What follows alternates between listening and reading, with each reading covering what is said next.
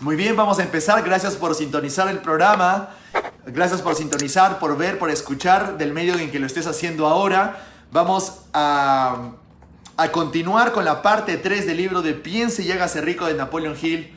Un libro que definitivamente ha sido uno de los más leídos en el campo de desarrollo personal, en el campo del desarrollo financiero, en el éxito, prosperidad, dinero, abundancia. En todos estos contextos probablemente ha sido uno de los más leídos en toda la historia y quizás sea porque sus principios son bastante efectivos, ¿de acuerdo? Entonces, ya hemos hablado de la parte 1 y la parte 2, lo pueden encontrar en su red social de preferencia, en YouTube, Facebook o podcast, lo pueden buscar. Vamos a iniciar con la parte 3, así que estamos iniciando desde el capítulo 7 con la planificación organizada. Cabe resaltar que en los capítulos anteriores hablamos de que la mejor forma de manifestación de tus resultados es después de que imaginas, creas tu objetivo en tu mente, ves, actúas y sientes y escuchas como si ya lo tuvieras y empiezas a tomar acción inmediata. Se habla también de una planificación organizada, pero con la intención de tomar acción, no con la intención de que la misma planificación te detenga de tomar acción, porque muchas personas están planificando y se la pasan planificando muchos años y no toman acción, y definitivamente sin acción no hay resultados, sin acción no hay éxito. Así que hay que tener en cuenta que ese capítulo de planificación se supone de que ya estás tomando acción, se supone que ya estás tomando acción con lo que sabes en ese momento, con tus recursos en ese momento, con el equipo que tienes en ese momento, porque de eso vamos a hablar. Así que es una muy buena forma de introducir este tema, la planificación organizada, que empieza diciendo: la cristalización del deseo en acción. Es justamente esa brecha. Y hay que tener esto en cuenta porque muchas personas hablan de ¿y qué te impide a ti alcanzar el éxito?, que es el título de mi libro, o ¿qué te impide a ti alcanzar tus resultados? Y muchas personas tienen el error de decir: estoy pensando en que mi plan sea perfecto, estoy esperando que mi plan sea perfecto. O otras personas me dicen: Fabián, digamos, tengo el defecto de que soy muy perfeccionista. No, por favor, el perfeccionismo es simplemente un miedo disfrazado. Sabemos de que una persona que quiere tener el plan perfecto es que tiene miedo a enfrentar las consecuencias de sus decisiones cuando toma acción. Eso es lo que vamos a hablar ahora, es parte de lo que dice en el libro también. Así que hay que tener mucho cuidado. El perfeccionismo para tomar acción simplemente es una limitante. Mucho análisis causa parálisis, sabemos eso. Así que se trata de que cuando tomamos acción y bajo el plan que hemos definido en ese momento, lo podemos ir calibrando y mejorando, pero eso nunca impide que tomamos acción. El plan nunca debe impedir de que dejes de tomar acción, ¿de acuerdo? Muy bien. Usted acaba de aprender que todo lo que el hombre crea y adquiere empieza bajo la forma de un deseo. Ya lo hemos visto en capítulos anteriores. Un deseo que se asume desde su primera aparición y va desde lo abstracto hasta lo concreto, en el taller de la imaginación donde se crean y organizan los planes para su transición. Todo resultado y todo objetivo empieza desde el deseo, ¿no? Ahora recibirá instrucciones sobre cómo construir planes que sean prácticos. Sí, voy a señalar prácticos. Práctico significa fáciles de ejecutar, por tanto lo estás ejecutando. A veces digamos que queremos generar un plan tan complejo que genera saturación en nosotros mismos y que por abrumación simplemente no tomamos acción, ¿no? ¿Cuántas veces hemos hecho nuestro plan, pero es tan complejo que simplemente no tomamos acción por la complejidad que genera el mismo plan y la abrumación que sentimos, que cuando se siente abrumado simplemente no toma acción, ¿de acuerdo? Entonces, dentro de los pasos prácticos tenemos: alíese con un grupo de tantas personas como pueda necesitar para la creación y ejecución de su plan para la acumulación de dinero, haciendo uso del principio del trabajo en equipo, que se describe en el próximo capítulo. Vamos a hablar de eso. B. Antes de haber formado un equipo de trabajo, decida ventajas y beneficios que usted pueda ofrecer a cada miembro de su grupo a cambio de su cooperación. Importantísimo. No te dice ve con quiénes te vas a unir, quiénes te pueden ayudar a ti a completar tus objetivos. Te dice primero tú. Sé consciente de qué tú puedes ofrecer en el equipo. Eso es lo más importante, ¿de acuerdo? C. Acuerde reunirse con los miembros de su equipo de trabajo por lo menos un par de veces a la semana. Sabemos que podríamos hacerlo más, ¿sí o no? Y D. Mantenga una perfecta armonía entre usted y los miembros del equipo. Si no consigue ajustarse a esa instrucción al pie de la letra, se topará con el fracaso. El principio de trabajo en equipo no se obtiene donde la armonía perfecta no reina, y eso lo entendemos muy bien, ¿de acuerdo? Entonces mucho de lo que tiene que ver en trabajo en equipo y formar un equipo también significa qué tanto yo voy a poder dar, comunicar, ser flexible, adaptarme, porque los equipos simplemente no son mágicos y poderosos eligiendo a las personas. Cada persona y en un trabajo en equipo va a ofrecer algo diferente que quizás en algún momento genere conflictos, así que la capacidad de sobrepasar eso es lo que realmente es poder trabajar en equipo, ¿de acuerdo? Porque muchas personas están pensando en buscar el socio perfecto, los colaboradores perfectos, los miembros del equipo perfecto, y sin que ellos estén buscando cambiar o mejorar o calibrar su comportamiento, lo cual no se da. Los equipos que trabajan en armonía se dan porque cada uno está dispuesto en mejorar uno mismo con el fin de lograr el propósito común. Así que importantísimo también tener eso en cuenta.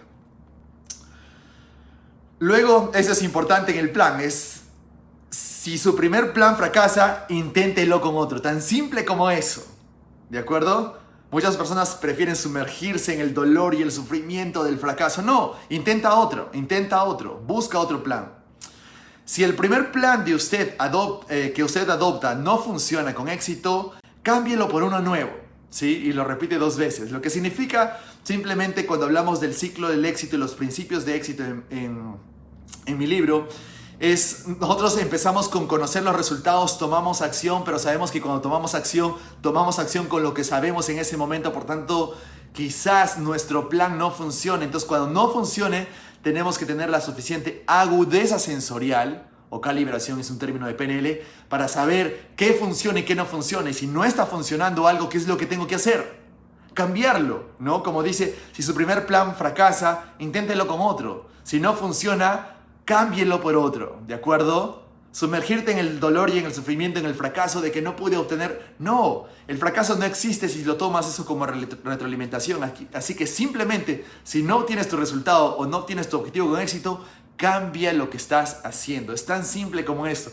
A veces lo damos tan sentado como, sí, bueno, eso ya lo sé, Fabián, sí, eso ya lo había leído en el libro, sí sé que eso es así, pero ¿realmente lo estamos aplicando? ¿Realmente somos conscientes de eso en nuestra vida? Nos vamos a dar cuenta que mucho de la frustración en nuestras vidas se da porque realmente no estamos entendiendo este principio. Así que es importantísimo. La única forma de ser conscientes de que entendemos este principio es que no estemos libres de la frustración, ojo. Lo cual no es así, ¿cierto?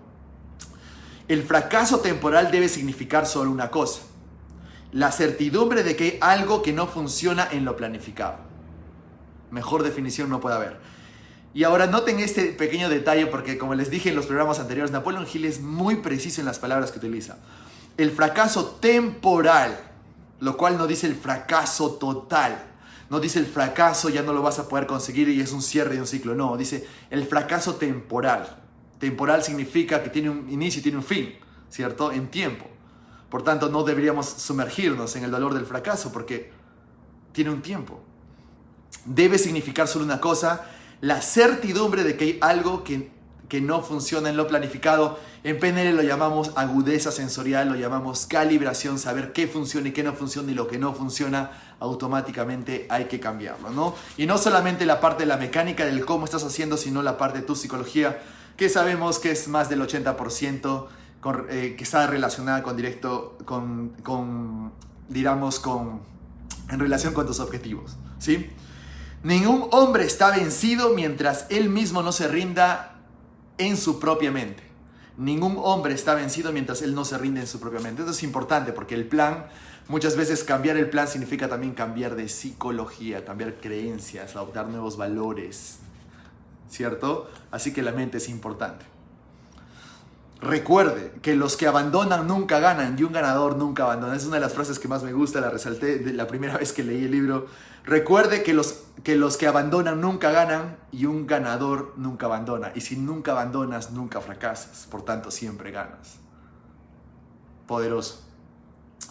Cuando empiece a elegir miembros para su equipo de trabajo, procure elegir aquellos que no se tomen el fracaso muy en serio. Y eso es cierto, porque si no el equipo se vuelve lento, se drena la energía en el grupo.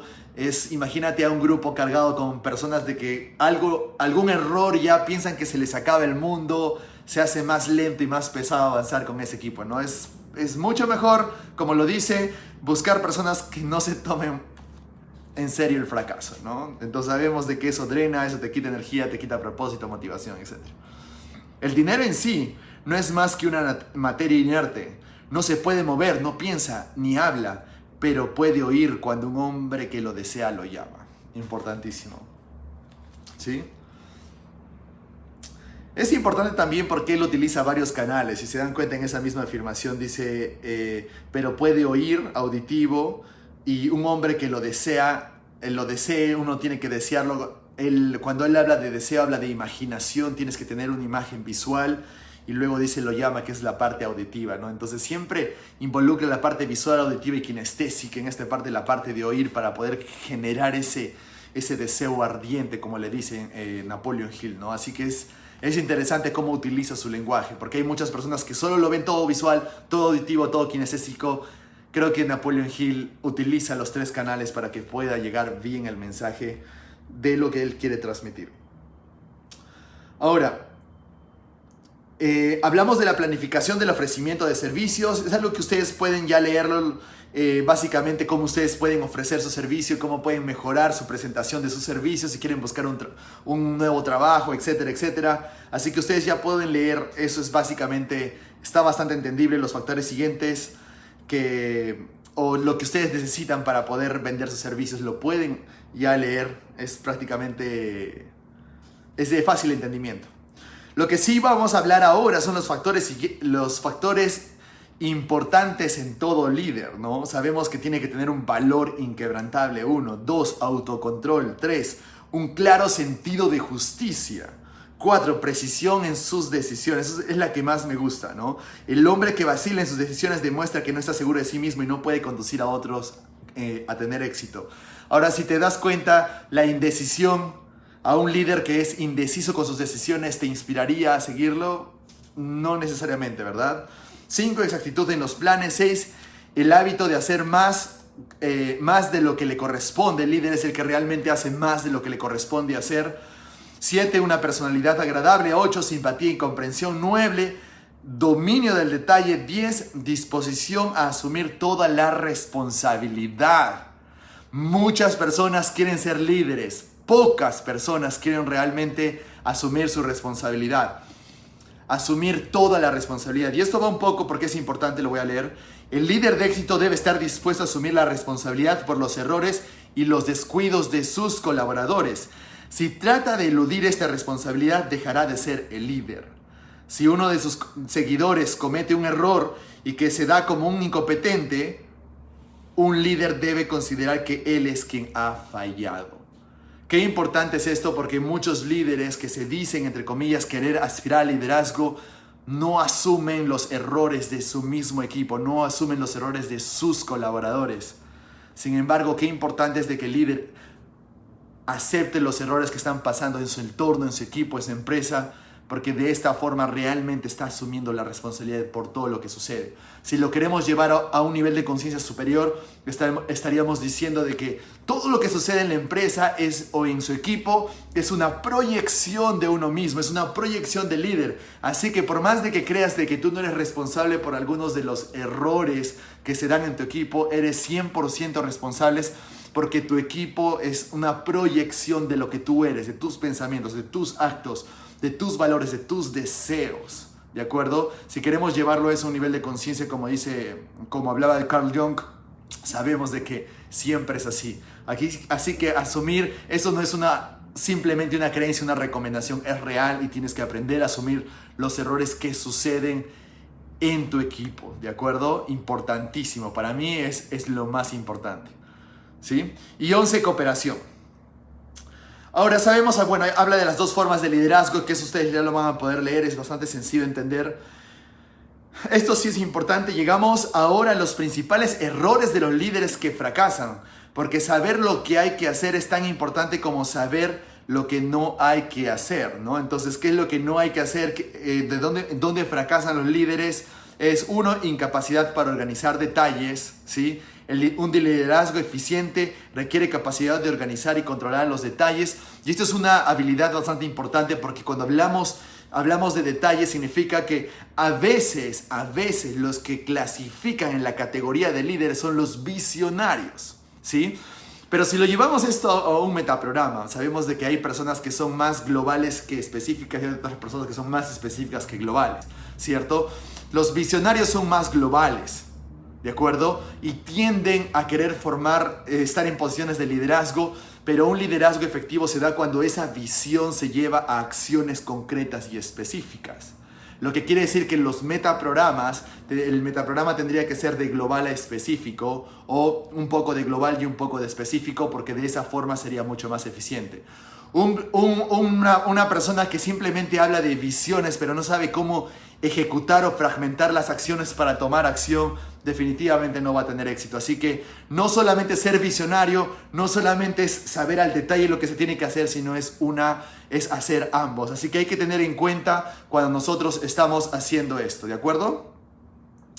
Ahora,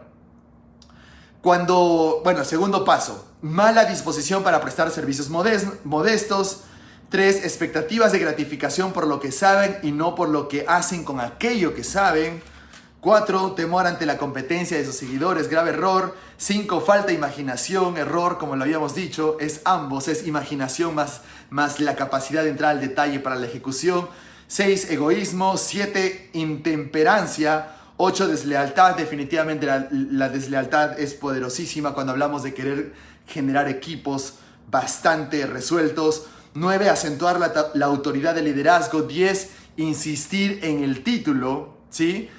El líder competente no necesita títulos para obtener el respeto de sus colaboradores. El líder competente no necesita títulos para obtener el respeto de sus seguidores. Muchas personas creemos de que el título es importante. En la realidad, esas personas que están pensando que el título es importante, es decir, nómbrame jefe para que recién me pueda sentir líder, nómbrame gerente, nómbrame líder, o quiero tener títulos o quiero tener certificados que digan eso para yo sentirme como líder, pero sabemos de que eso no forma el liderazgo. El liderazgo, realmente el mejor liderazgo es el liderazgo cuando eres escogido para liderar, es el liderazgo carismático, y eso es lo que tenemos que formar, y eso es lo mejor, y eso hablo un poco en los dos estilos de liderazgo en una parte del libro, ¿no? Entonces, importantísimo entender esto. Todos nosotros somos líderes en todos los contextos, si somos padres de familia, en el colegio, somos profesores, educadores, coaches, o simplemente tenemos la capacidad de poder inspirar a alguien a nuestro costado, somos líderes. Así que vigilemos esos procesos que son importantes. Luego vamos a ir, ya ustedes pueden ir viendo algunas otras cláusulas para que ustedes puedan vender sus servicios personales. Eso ya es muy straightforward, sino es muy al pie de la letra. Esto sí me gustó bastante y creo que esto es relativamente, digamos que se obvia mucho en la sociedad ahora, ¿sí? Si es comercializado con eficacia, un cerebro competente representa una forma de capital mucho más deseable que la que requiere para manejar un negocio que se ocupe de bienes de consumo. Porque el cerebro es una forma del capital que no se puede desvalorizar en forma permanente por obra de la depreciación. En el libro dice depresión, creo que la traducción fue errada ahí. Me parece que querían expresar la depreciación, pero si queremos englobar la idea, voy a seguir hablando del párrafo y luego englobamos la idea. Ni es tampoco una forma de capital que se pueda robar o que se desgaste. Estamos hablando del cerebro, un cerebro competente. El cerebro competente no se puede robar, no se puede desgastar, no se puede depreciar. El dinero, que es esencial para la conducción de un negocio, resulta tan valioso como un montón de arena si no se combina con un cerebro eficiente. Miren qué importante es esto. Cuando hablamos de qué es un cerebro eficiente, qué es un cerebro competente, nos tendríamos que poner a pensar primero si nosotros estamos alineados y estamos en la construcción de un cerebro competente. ¿Qué se requiere para tener un cerebro competente, un cerebro eficiente? ¿Cómo funciona un cerebro competente, un cerebro eficiente? Y la verdad sabemos de que el cerebro de por sí está diseñado para poder aprender más, a poder crear más, aprender a adaptarse más también está a través del fenómeno de la neuroplasticidad. Un cerebro competente es un cerebro que está constantemente construyendo. ¿Recuerdan cuando Albert Einstein ofreció su cerebro para que pueda ser estudiado? Y ellos esperaban encontrar un cerebro un poco más grande que los demás o algo diferente, pero no. El tamaño del cerebro de Albert Einstein era exactamente el mismo que todos los demás, pero tenía algo diferente, tenía mucho más conexiones neuronales. Cuando un cerebro tiene muchas más conexiones neuronales es de que ha explotado su capacidad de uso. Lo que quiere decir que ha habido pensamiento crítico, ha habido pensamiento en lo que es el uso de ambos hemisferios, el pensamiento imaginativo con el lógico, generar unas relaciones entre ambos, estar constantemente adaptándose a los cambios y generar una buena, digamos, un buen pensamiento crítico como tal. Eso es lo que genera más conexiones neuronales en el cerebro, y a eso estoy seguro de que Napoleon Hill se refiere cuando habla de un cerebro competente. Ahora, si un cerebro es competente y un cerebro genera más conexiones neuronales porque está aprendiendo cosas nuevas constantemente, ¿qué quiere decir? Que se valoriza. Porque no sé si ustedes han leído el libro del efecto compuesto de Darren Hardy. Es una de las formas de cómo nuestro crecimiento, nuestro aprendizaje, nuestro conocimiento realmente se compone en el tiempo, se capitaliza en el tiempo. Por tanto, ni se deprecia, ni se desvaloriza, ni se desgasta como cualquier otro bien o cualquier otro bien o cualquier otro activo, sino que realmente agarra valor en el tiempo si es que realmente estás buscando un cerebro competente. Un cerebro competente. ¿De acuerdo? Así que eso va mucho más allá de que simplemente nos pongamos a estudiar algo, sino significa realmente utilizar a máxima capacidad todo lo que podemos hacer, y eso requiere muchas veces someternos a aprendizajes nuevos, escenarios completos, completamente nuevos y complejos, y buscar la adaptabilidad en esos complejos, en esos contextos complejos. Así que, y eso también va mucho amarrado al concepto de flexibilidad. Así que esta partecita es bastante importante. Neurológicamente sabemos de que eso funciona así. Así que un cerebro competente no es un cerebro que está motivado, yo puedo hacerlo, no. Es mucho más que eso, es realmente haber generado las conexiones neuronales que te permita acceder a esos espacios y que te permita realmente generar una experiencia diferente y desarrollarte en contextos complejos. Eso se llama flexibilidad. Eso es lo que se llama la verdadera flexibilidad. Y eso es práctica, ¿de acuerdo? Así que uno tiene que entrenar. Además de que no solamente es eso, el pensamiento crítico como tal, sino que también requiere una buena nutrición, una buena alimentación, porque el cerebro tiene que recibir el combustible apropiado para poder realizar eso. Si no, simplemente nos abrumamos y nos cansamos de tener mucha información y estamos saturados de todo eso, y eso no es conveniente si es que buscas un cerebro competente. ¿De acuerdo? Buen punto. Cerebro eficiente no se desvaloriza. Ahora, las 30 principales causas de fracaso. La mayor tragedia de la vida es la de los hombres y las mujeres que se empeñan seriamente en fracasar. Hay personas que se empeñan seriamente en fracasar. Vamos a seguir leyendo. La tragedia reside en la abrumadora mayoría de personas que fracasan en comparación a las pocas que alcanzan el éxito, lo cual sabemos que es cierto. Dentro de las cuales tenemos, ¿no?, posibles, causas del fracaso. Según Napoleon Hill ha detectado algunas 30, solo las voy a leer rápidamente. 1. Antecedentes hereditarios desfavorables. Lo sabemos, nosotros hemos sido programados entre 0 a 7 años, y ahora la epigenética ha descubierto que estamos cargando información incluso de 2 generaciones o más generaciones del pasado. Así que celularmente estamos heredando la información a nuestros antepasados. Así que sí, los antecedentes hereditarios desfavorables puede ser una causa. 2. Falta de un propósito definido en la vida. Lo sabemos, sin propósito no hay nada. 3. Falta de ambición para elevarse por encima de la mediocridad. También la comodidad es un problema. 4. Educación insuficiente. 5. Falta de autodisciplina. 6. La mala salud. Esto es bastante importante. ¿Qué tiene que ver la salud con esto? Porque la salud, primero, comer en exceso alimentos que dañan tu salud, sí, es un indicador de fracaso, como lo habíamos comentado, ¿de acuerdo? Si tu cuerpo no funciona bien, tu oxígeno no funciona bien, tu mismo sistema energético y tu cuerpo no funciona bien, ¿qué te hace pensar de que vas a tener la resiliencia para poder alcanzar tus objetivos? ¿De acuerdo? Así, además que energéticamente para emitir y crear tu futuro vas a tener dificultades, ¿cierto? Luego, hábitos de pensamientos erróneos, conducentes a la expresión de actitudes negativas. Sabemos que eso implica mala salud, no solo la comida, sino los pensamientos limitantes, negativos o erróneos. C, abusos y excesiva complacencia en la vida sexual, eso es importante también. Falta de ejercicio físico adecuado, si no estamos oxigenándonos, si nuestro cuerpo no está en búsqueda de crecer, busca de expandir. Justo la semana pasada estuve dictando algunos entrenamientos en Estados Unidos con respecto a lo que se llama la coherencia y la resiliencia en el corazón, y hablamos mucho de esto, de que cuando nosotros seriamente no estamos cambiando el ritmo de variabilidad cardíaca en nuestro corazón, quiere decir que si nos mantenemos totalmente relajados siempre, genera problemas de salud. Hacer ejercicios y cambiar el ritmo de variabilidad cardíaca en nuestros corazones realmente es saludable. Hacer ejercicios es saludable, además de que oxigenas más el cerebro y, como ya lo habíamos visto, generas un cerebro competente. Una provisión insuficiente de aire fresco debido a su respiración inadecuada. Lo sabemos también. Sin una correcta respiración no hay un correcto funcionamiento de nuestro cerebro. 7 influencias ambientales desfavorables durante la niñez. Ya lo sabemos, entre 0 y los 7 años, 85% de nuestros programas vienen de ahí.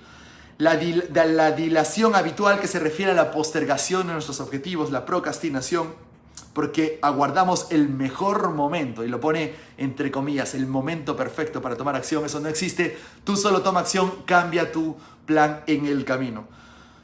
9. Falta de persistencia, vamos a hablar de eso también. Personalidad negativa, 10. 11. Falta de control del impulso sexual. 12. Deseo incontrolado de conseguir algo por nada. 13. Falta de un poder de decisión bien definido. 14. Uno más de los 6 miedos básicos que vamos a hablar después. 15. Selección errónea de la pareja en el matrimonio. Importante hacer esa pregunta, ¿sí? Revisar por ahí. 16. Precaución excesiva. 17. Selección errónea de los asociados en los negocios. Muy bien. 18. Superstición y prejuicio. 19. Elección vocacional errónea. 20. Falta de concentración del esfuerzo. La dispersión es un problema. El enfoque es poder, ¿no? Entonces es importante concentrarte en lo que quieres. 21. El hábito de gastar indiscriminadamente. 22. Falta de entusiasmo. 23. Intolerancia. 24. Falta de moderación. 25. Incapacidad de cooperar con los demás. No se puede crecer solo. Necesitamos crecer acompañados. 26. Posesión de poder que no haya sido adquirido mediante el propio esfuerzo, ¿sí? Eso es importante. Posición de poder que no haya sido adquirido mediante su propio esfuerzo. Cuando tú obtienes algo sin haberlo merecido, no lo vas a poder ejecutar de la mejor manera. Y eso es lo que pasa normalmente, ¿no? Si tú te dedicas, no sé, ocupas una posición, un cargo de poder sin haberlo merecido, probablemente vas a fracasar en eso, ¿no? Así que siempre hagan el trabajo para conseguir lo que quieren conseguir. 27. Deshonestidad deliberada. 28. Egoísmo y vanidad. Egotismo y vanidad. 29. Adivinar en vez de pensar. 30. Falta de capital. Y 31. Nos invita a que podamos aumentar esto. Solamente son algunas recomendaciones que habla Napoleon Hill. Muy bien. Luego hablamos, esto es muy importante cuando estamos hablando de abundancia, prosperidad, crecimiento, valor en uno mismo. ¿Conoce usted su propio valor? Uno de los consejos más antiguos es el de conócete a ti mismo, ¿cierto? Si usted comercializa una mercancía con éxito, debe saber qué es lo que vende. Y lo mismo vale cuando se trata de comercializar servicios personales. Ahora, la pregunta es, ¿conoces tu propio valor? ¿Sabes qué es el valor que estás trayendo en el mercado? ¿Sabes lo que realmente eres? ¿Tienes un plan de crecimiento que esté basado para aumentar el valor en ti mismo? Esas son buenas preguntas para poder hacer, ¿cierto? Así que, una cosa es querer más dinero. Eso todo el mundo lo quiere. Y otra muy diferente es valer más. Este es uno de los principios, no sé si han escuchado de Jim Rohn o han leído de Jim Rohn. Jim Rohn hablaba mucho de esto, de aumentarle valor a todo lo que haces. Y el aumentarle valor a todo lo que haces es lo que realmente te va a llevar a conseguir los resultados que deseas. Así que no se trata de querer más dinero, se trata de ofrecer más valor, pero no se trata de ofrecer más valor desde la posición en la que estás, sino en quién te estás convirtiendo, cuánto más valor puedes ofrecer tú mismo, qué necesitas tú aprender, invertir, hacer, leer, entrenarte para poder tener más valor. Las personas no prestan mucha atención a esto. Y tener más valor en uno mismo, ojo, también tiene que ver mucho con ir hacia adentro y enfrentar sus propios demonios, como lo diría Carl Jung, enfrentar su sombra, enfrentar sus limitantes, enfrentar sus miedos. Eso también es ofrecer más valor. No muchas personas están dispuestas a hacer eso, pero eso es lo que es enfrentar más valor. Y si hablamos esto como una cualidad de liderazgo, sabemos que es importante. Así que haga un inventario de sí mismo, es una invitación que hace Napoleon Hill para que puedan hacer un inventario de sí mismo. Y luego tiene un cuestionario de autoanálisis para el inventario personal. Es ya para que ustedes puedan saber qué tanto valor pueden ofrecer. Esto es bastante importante porque al ser conscientes de lo que ustedes son, también hay una sensación de seguridad y fortaleza que ustedes puedan tener. Así que si ustedes son conscientes, no solamente en un trabajo o para buscar trabajo o para ofrecer al mundo y crecer financieramente, sino también en una relación. ¿Qué valor tienes tú para ofrecer en una relación, para ofrecer en un equipo, para ofrecer en todos los proyectos que puedas tener? De ser solamente consciente de lo que puedes ofrecer, de lo que vales. Ojo, acá no hay ego, ¿de acuerdo? Es lo que realmente vales, ¿sí? Porque has puesto el trabajo, has invertido horas, has invertido dinero, has invertido tiempo, has enfrentado miedos para poder lograrlo. A eso me refiero, ¿de acuerdo? No me refiero solo a un título, no me refiero solo al certificado, como muchas personas consideran que es. No, el valor no son los certificados. Y luego ya ustedes van a poder leer, pero me gusta mucho esta parte, en realidad, de la visión del el misterioso benefactor de la humanidad es capital. Habla mucho de que está a favor del capitalismo. Considero que si no hubiera capitalismo, no hubiera desarrollo, motivación, enfoque, no hubieran las personas que están desarrollándose constantemente. Así que el capitalismo es necesario. Si tan solo te imaginas a personas donde todos recibirían todo igual, entonces ¿qué razón habría para esforzarse? ¿Qué razón habría para poder querer más, para aprender más, para poder hacerlo mejor? ¿Qué tipos de doctores tendríamos en una sociedad, digamos, socialista, donde ganarías igual? ¿Qué noción de querer ser mejor, de aprender más, de invertir más en uno mismo? Así que el capitalismo realmente nos ha permitido gozar de muchos beneficios, nos permite gozar de muchos beneficios y además nos permite gozar de personas que realmente se han tomado los riesgos para poder crear algo que ha facilitado de cierta forma la vida de muchos, ¿de acuerdo? Así que estoy de acuerdo con eso. Cada uno va a tener su propia visión, pero si estás leyendo el libro de Piensa y hágase rico, creo que el capitalismo es parte de lo que tú eres, ¿no? Si no, simplemente no lo leerías. Leerías más libros de política, creo, o de historia.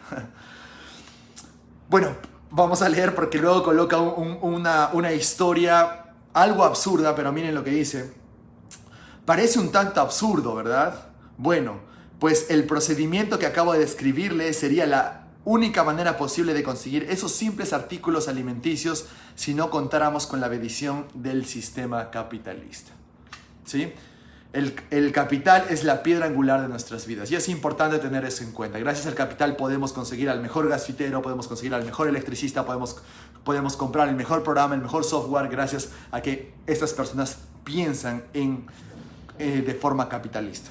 Así que, como lo dice uno de mis grandes mentores en el campo empresarial, realmente los emprendedores y los empresarios van a cambiar el mundo, son los que tienen la posibilidad de realmente cambiar el mundo. Considero que es cierto porque reflejan lo que es el capitalismo. La política no tanto. Luego, esta partecita es importante también. El sistema no le niega a nadie este derecho, pero no promete ni puede hacerlo algo por nada, porque el mismo sistema está irrevocablemente controlado por la ley de la economía capitalista, que no reconoce ni tolera durante mucho tiempo dar sin recibir. El sistema capitalista no conoce el dar sin recibir. La gente quiere recibir sin dar algo a cambio, sin hacer algo a cambio, sin dar más valor a cambio.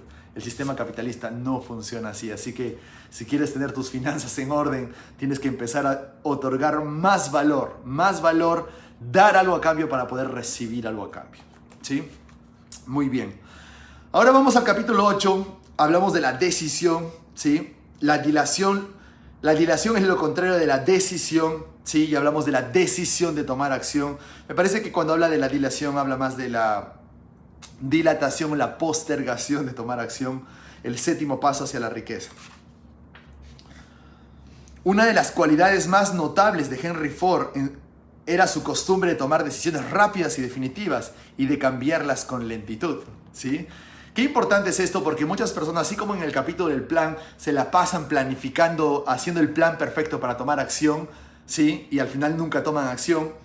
Hay personas que se la pasan también pensando en que van a tomar la decisión, o se la pasan decidiendo o pensando que tienen que tomar la decisión, y se pasa el tiempo.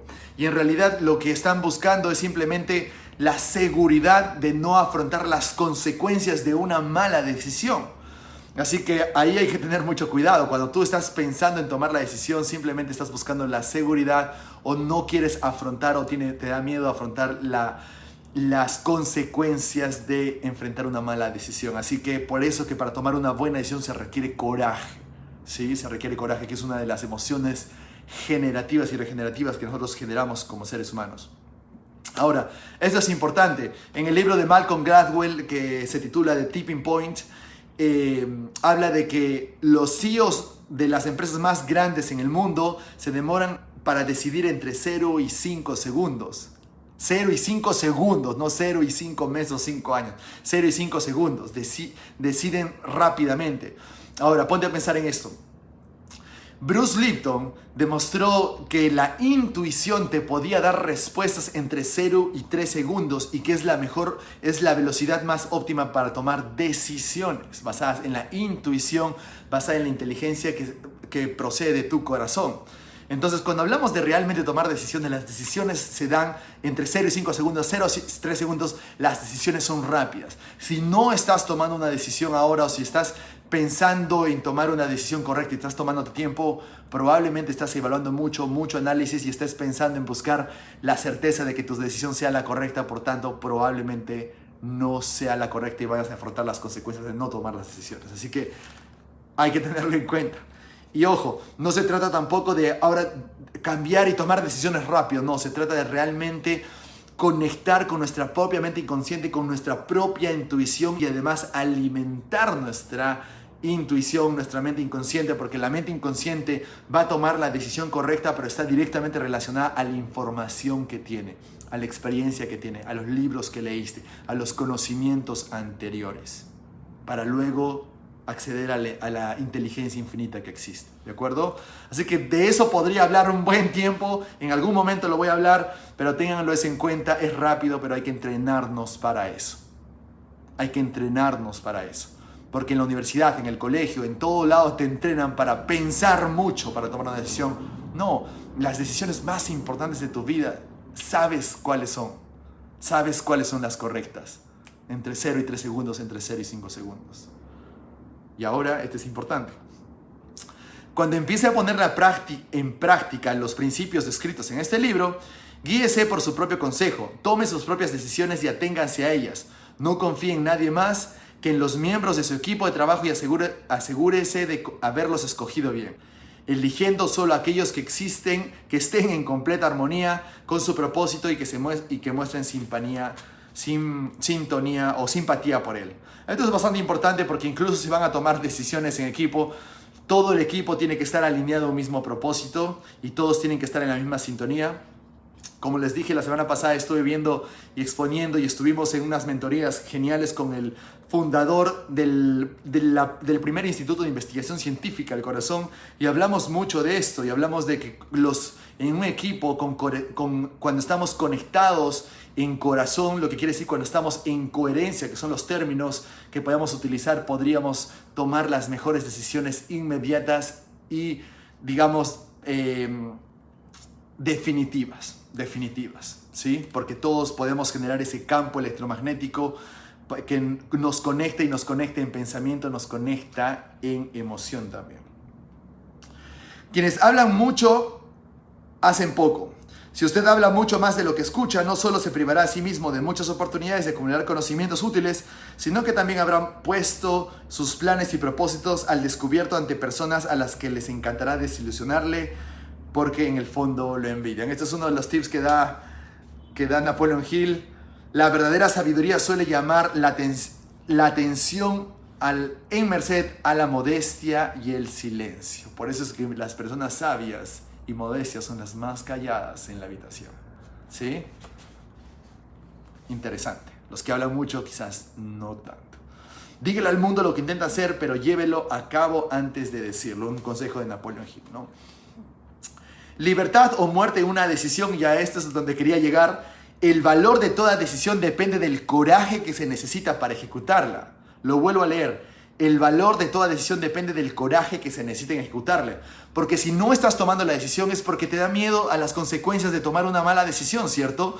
Sé sincero contigo, si no tomas la decisión es porque no estás seguro de que sea la decisión correcta, porque si es la incorrecta vas a afrontar consecuencias y tengo miedo a afrontar las consecuencias. No, la mejor decisión o el valor de tomar una decisión depende del coraje que necesites para tomar esa decisión y asumir las consecuencias en caso esta decisión no sea la correcta. Ojo, esto es bastante importante, ¿sí? Tomar la decisión requiere coraje para que asumas las consecuencias si es que en ese momento no fue la decisión correcta. Así que requiere valentía. La gente quiere tomar decisiones fáciles, por eso es de que piensa en tomar decisiones. No, requiere coraje y ese coraje se alimenta, se construye. El coraje es un músculo, ¿de acuerdo? Por eso hay que entrenarnos. Y bueno, ese es con el capítulo de la decisión.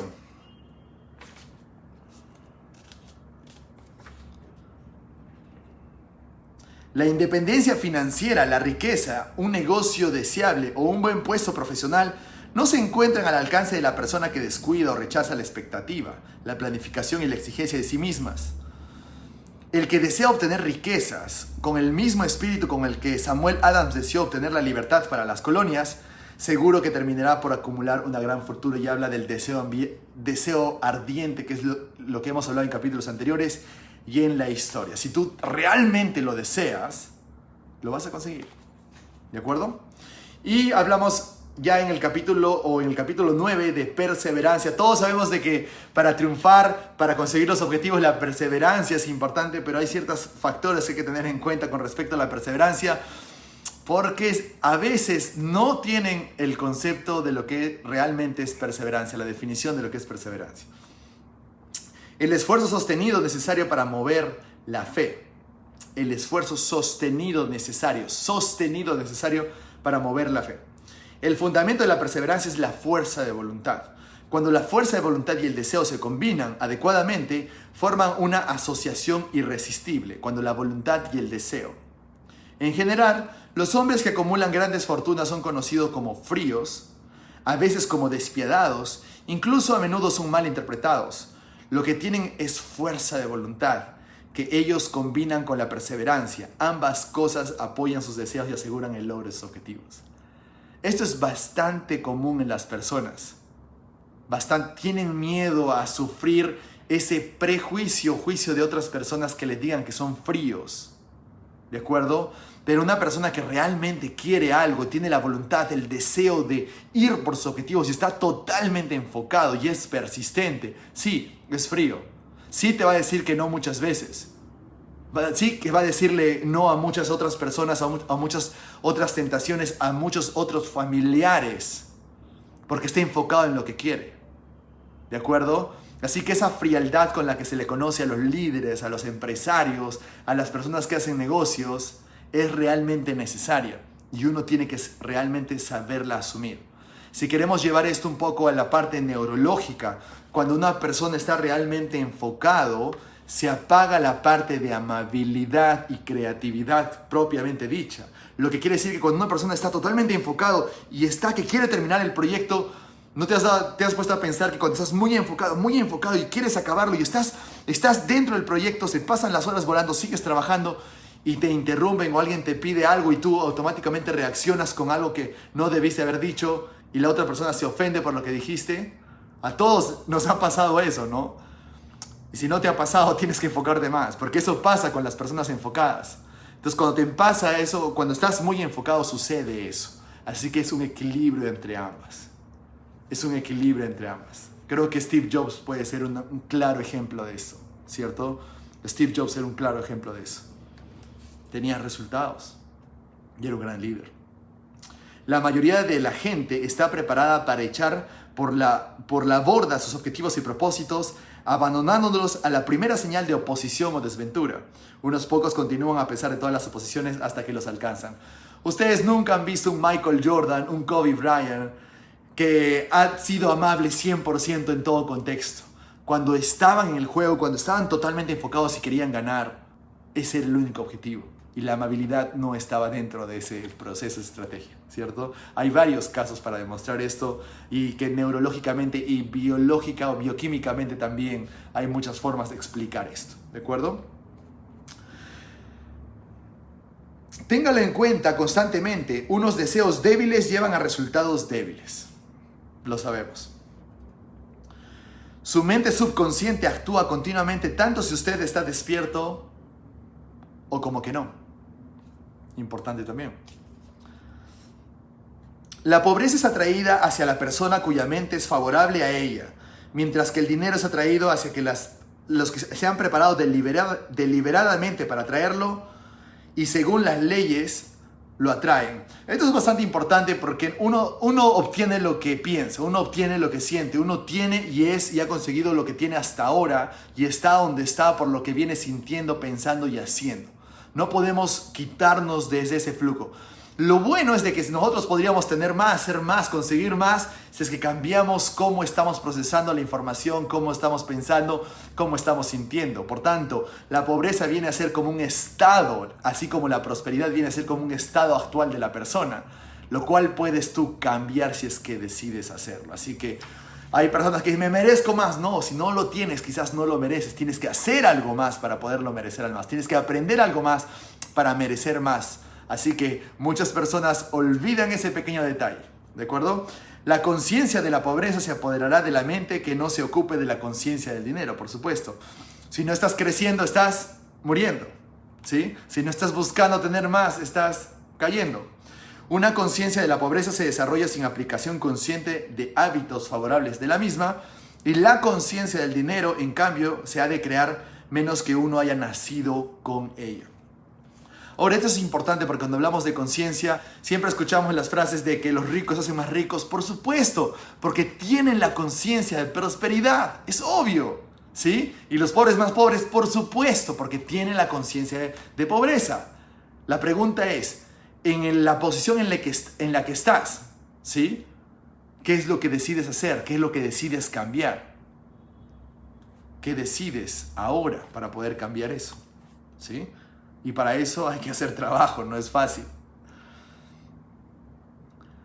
Comprenda el completo significado de las afirmaciones que se hacen en el párrafo anterior y habrá entendido la importancia de la perseverancia y la acumulación de una fortuna.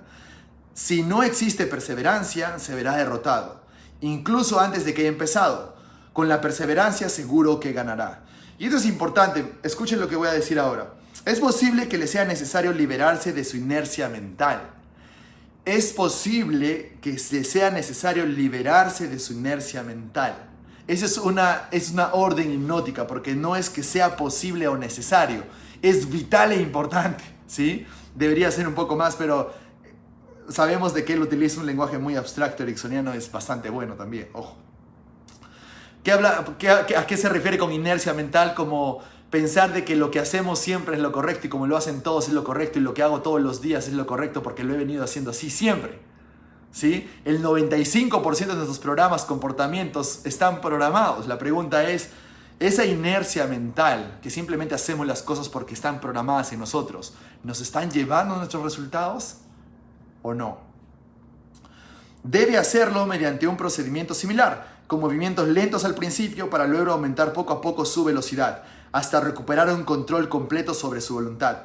Sea perseverante, sin que le importe la lentitud con la que se mueva al principio. Con la perseverancia llegará al éxito. Y esto es bastante importante porque en todos los libros de hábitos, cualquier libro de hábitos que ustedes hayan leído, el de su preferencia, en todos muestra que la forma de instituir o de crear un hábito es empezando poco a poco, dando el primer paso y sobre eso construyendo. Y cuando hablamos de perseverancia, estamos hablando de que la perseverancia sea un hábito. Y lo que haces para generar conciencia, prosperidad y que te va a llevar a tus objetivos para que puedas perseverar, viene a ser un hábito. ¿De acuerdo? Así que esto es bastante importante. Ahora lo voy a explicar en un segundo un poco más a profundidad. Ahora, lo voy a explicar ahora. ¿A qué requiere esto? Cuando hablamos de perseverancia, hablamos de fuerza de voluntad. De acuerdo, nadie podría decir lo contrario. Sin embargo, no necesitas mucha fuerza de voluntad si ya instalaste el hábito. Así que tú necesitarías perseverancia o fuerza de voluntad al inicio mientras estás experimentando la frustración de la creación de un nuevo hábito. Porque la creación de un nuevo hábito exige que generes una nueva forma de pensar, que generes nuevas formas de pensamiento, nuevas conexiones neurológicas. Por tanto, eso requiere sentir confusión o frustración al inicio, ¿cierto? Y que puedas avanzar haciendo esto. Ahora, digamos que tú sabes de que quieres conseguir el peso ideal, la figura ideal, el cuerpo ideal y sabes que con la perseverancia vas a conseguir esos resultados. Y sabes que tienes que ir al gimnasio, sabes que tienes que levantar pesas o hacer ejercicios, crossfit o lo que tú prefieras hacer. Al comienzo es difícil, al comienzo te duele, pero solo se te pide que vayas al gimnasio, ¿cierto? Si ustedes van en algún momento, ya hemos hablado de hábitos en el pasado, así que lo pueden ver en algún programa en el pasado, pero voy a volverlo a hablar ya que esto es importante. Cuando tú ya empiezas a comportarte de esa manera, ya generando el nuevo comportamiento, el nuevo hábito, de pronto ya no es que requieras pensar o tener fuerza de voluntad para levantarte temprano e ir al gimnasio, no. Simplemente lo haces, te levantas y vas al gimnasio porque ya es parte de ti, ya es un hábito tuyo, ya es un comportamiento tuyo. Por tanto, ya no necesitas fuerza de voluntad. La perseverancia luego se convierte en un hábito. Y cuando es un hábito, simplemente lo haces porque es lo que eres y es lo que sabes hacer porque siempre lo has hecho.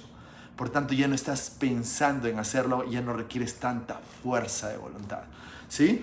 Esta parte es bastante interesante. Hay muchas formas de explicarla, hay muchas formas de entrar adentro. Pero ténganla en cuenta, la perseverancia no necesariamente tiene que ser un castigo de que tengo que perseverar y fuerza de voluntad y sentirme mal cada vez que no lo hago. No, seamos estratégicos al momento de construir un hábito y al momento de que lo hagamos, ese hábito en el tiempo se convierte perseverante. Tú ves a una persona que va 10 años en el gimnasio todos los días, no se pierde un día para ir al gimnasio o por lo menos 4 veces a la semana y tú dices, oh wow, qué perseverante es, qué fuerza de voluntad. La otra persona te va a decir probablemente, sí es fuerza de voluntad, porque a veces no me da ganas y tengo que ir, pero voy porque es lo que sé hacer, lo que me gusta hacer, lo que tengo que hacer y lo vengo haciendo siempre y es parte de mí. Por tanto, siento placer al hacerlo.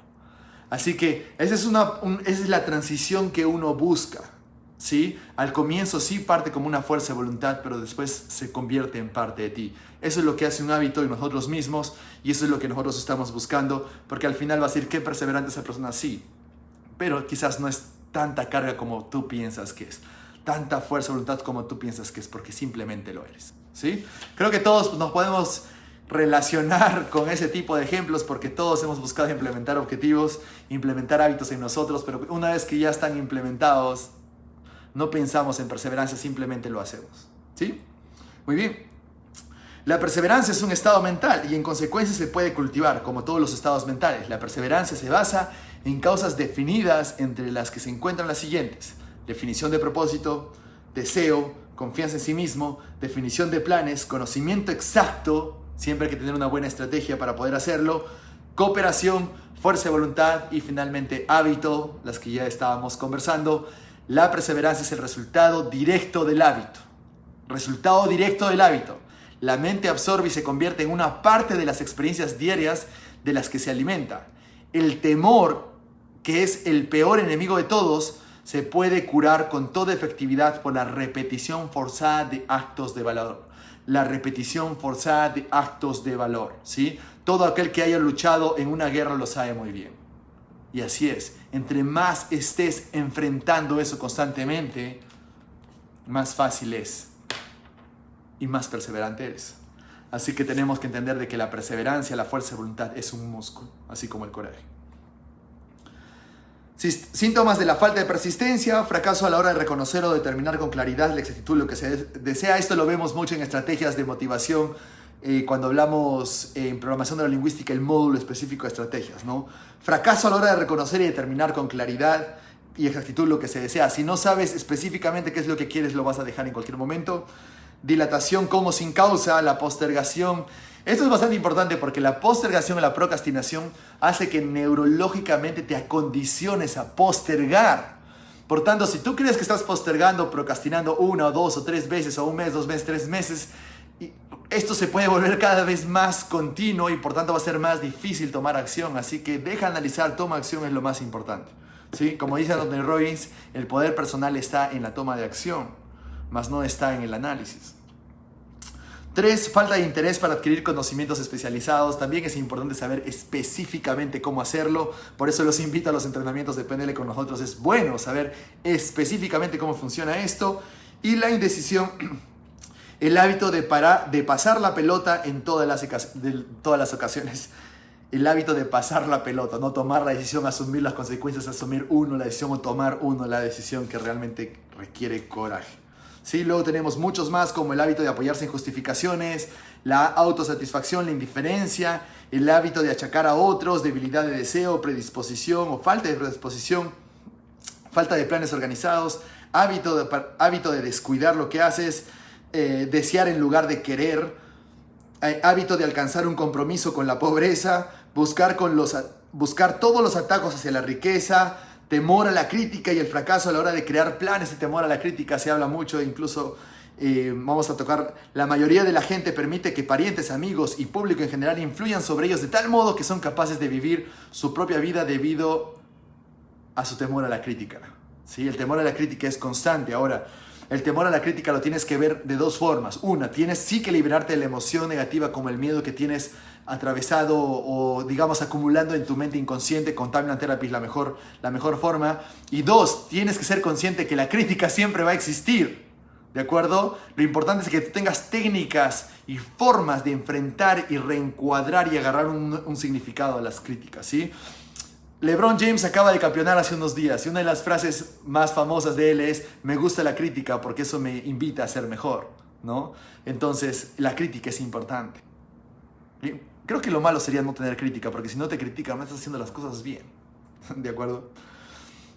No aspires tan alto porque la gente pensará que estás loco. Ese es el gran temor de las personas, ¿no? Es el gran temor. En tales casos, el temor a la crítica es mucho más fuerte que el deseo de alcanzar el éxito. Y como algunas creencias limitantes dicen, no aspires tan alto porque la gente pensará que estás loco. Creo que si la gente piensa que estás loco, es algo bueno. ¿Sí? Es algo bueno. Más tarde, después de haber analizado a miles de personas, descubrí que casi todas las ideas nacen muertas y necesitan que se les inyecte el aire de la vida por medio de planes definidos de acción inmediata, ¿sí? Las ideas mueren. Si tú no anotas las ideas, hay un buen hábito que lo leí de Malcolm Gladwell también, que si las ideas son cosas o inspiraciones o la intuición que puedas tener en ese momento, es algo que aparece en ese momento, ¿te has dado cuenta que después es difícil de recordar?